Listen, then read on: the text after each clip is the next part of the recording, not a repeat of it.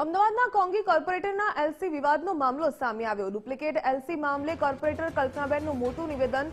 મારી વિરુદ્ધ ખોટી ફરિયાદ કરાઈ હોવાનું કલ્પનાબેને નિવેદન આપ્યું। કહ્યું કે માનહાનિનો કેસ દાખલ કરીશ। કૃષ્ણનગરની વિદ્યા વિહારમાં 8 સુધી ભણ્યાનો દાવો કર્યો। અભ્યાસ દરમિયાન અનિયમિત હોવાની પણ કબૂલાત કરી।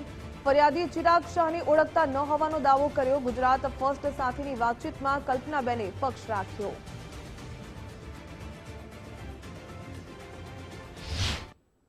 કુબેરનગર વોર્ડની અંદર કોંગ્રેસના ઉમેદવાર જે વિજેતા આવ્યા હતા કલ્પનાબેન, તેમના ડુપ્લિકેટ એલસીનો જે મામલો આવ્યો છે તેની સામે ફરિયાદ કરવામાં આવી છે। આપણી સાથે કલ્પનાબેન છે।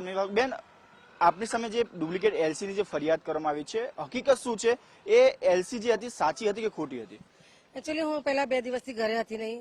મારા જેઠાણે ગુજરી ગયા, એમના માટે હું હરિદ્વારમાં હતી। ગઈકાલે મને ત્યાં લોકોના ફોન આવ્યા અને મીડિયામાંથી ફોન આવ્યા, ત્યારે ખબર પડી કોઈ ચિરાગ શાહ કરીને છે, એને મારા ઉપર એલિગેશન કર્યા છે, પણ એને તો હું ઓળખતી જ નથી। અને જે મારી એલસી છે 8મા ધોરણની, એ સાચી છે ને સાચી છે।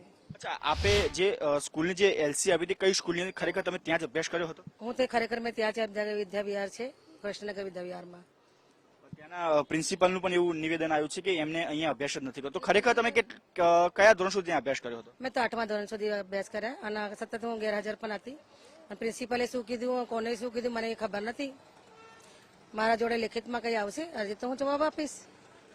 આપની આગળની કાર્યવાહી શું રહેશે? લીગલ કાયદેસર તમે લડશો? કારણ કે આ રીતના જે આક્ષેપ કરવામાં આવે છે, આપણી સામે પોલીસ ફરિયાદ પણ થઈ છે, ખોટી એલસી દર્શાવવામાં આવે છે, એવા આક્ષેપ કરવામાં આવે છે। ચિરાગ શાહને આપને દ્વારા કોઈ સંપર્કમાં આવ્યો છે કે નથી આવ્યા? ચિરાગ શાહને તો મેં દૂર દૂર તક હું ઓળખતી નથી કોણ છે। પહેલી વખત જ એમનું નામ સાંભળ્યું છે અને જે મારા વિગતમાં એ લોકો અરજી કરશે તો લીગલ એડવાઇઝર મારા જવાબ આપશે, હું આપીશ। કાનૂનના સાથે છું, સાથે રહેવાની।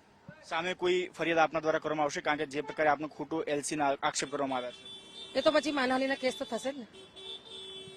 બિલકુલ। તો આ હતા કલ્પનાબેન, જેઓ કહી રહ્યા છે કે તેઓએ પોતાની સાચું એલસી આપ્યું છે અને વિદ્યાનગરની જે કૃષ્ણનગરની સ્કૂલ છે ત્યાં પણ તેમને 8 ધોરણ સુધી અભ્યાસ કર્યો છે।